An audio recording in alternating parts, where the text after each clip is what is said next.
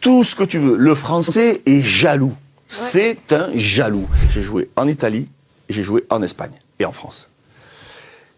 J'ai eu des voitures à chaque fois sympas.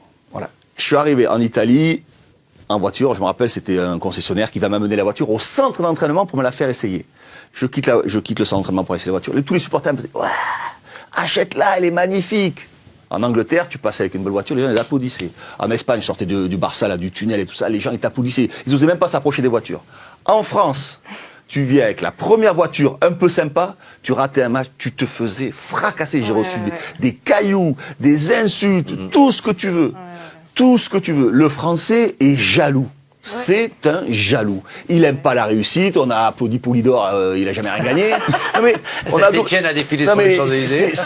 En France, on est jaloux. On supporte pas la réussite. Parce qu'on se dit que si le mec il a réussi, c'est qu'il y a une arnaque quelque part. On supporte pas la réussite en France. Donc ça, il faut qu'il comprenne. Il faut qu'il continue à vivre. De faire la fête et d'être avec ses copains, ça va lui faire du bien. Et ça lui permettra d'être bon sur le terrain. C'est son équilibre. Mais ce qu'il faut qu'il comprenne, chaque pays a ses spécificités. Ici, on est en France.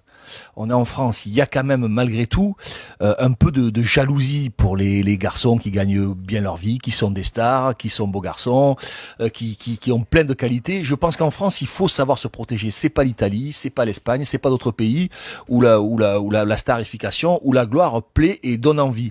Je pense que il faut faire les choses en fonction des spécificités des pays. Et je serais lui, je me protégerais un petit peu plus. Je le vois beaucoup sur les réseaux sociaux, sur des sorties, sur Halloween, on le voit déguisé, où il aime bien s'amuser. Il a raison, qu'il le fasse, il a 25 ans, c'est de son âge, c'est son équilibre, y a pas de problème là-dessus.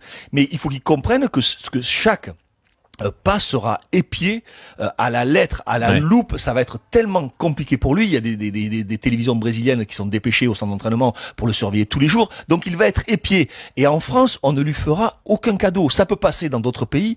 En France, ça ne fonctionne pas. Donc je pense que il faut que ce garçon se protège. Si tout ça le touche, alors après, si tu es suffisamment fort dans ta tête pour subir les critiques qu'il peut y avoir par moment, les polémiques qu'il va y avoir par moment, eh ben écoute, continue comme ça. Mais si ça te touche, si t'as un peu de sensibilité à ce niveau-là, protège-toi, mets autour de toi des gens qui vont te protéger et surtout expose-toi beaucoup moins, parce que tu vas connaître des moments difficiles, parce que c'est la vie de tout sportif.